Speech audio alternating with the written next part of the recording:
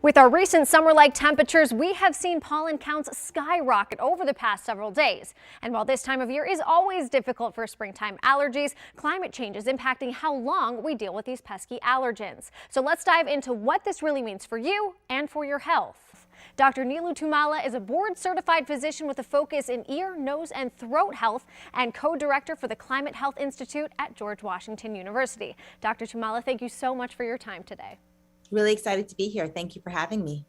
According to the Environmental Protection Agency, the lower 48 United States have experienced a large and steady increase in the length of growing season over the last 30 years as a result of our warming climate. So break down what this really means when it comes to allergies.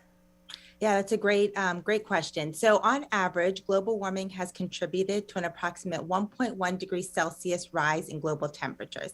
And so this has changed the basically general temperature and precipitation patterns for much of the United States. And so on average, data has shown that over the past 30 years, the environmental pollen allergy season has lengthened by about 20 days, so about 3 weeks longer, and there's about 21% more pollen in the air.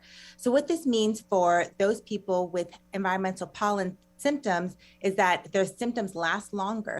It really is fascinating and honestly quite frightening how climate change is impacting our health in so many ways that we might not even realize. So what are some of the signs and symptoms that people should look for and be aware of, and who is most vulnerable to these changes?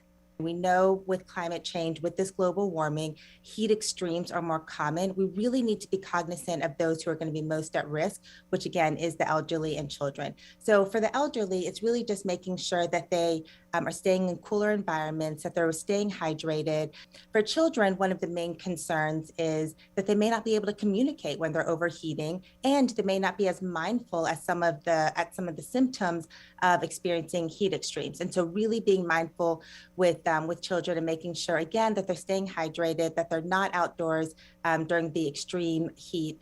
We really just hit the tip of the iceberg here with this conversation. There is so much more to talk about, but for now, I do thank you so much for your time and for your knowledge. Thank you for having me.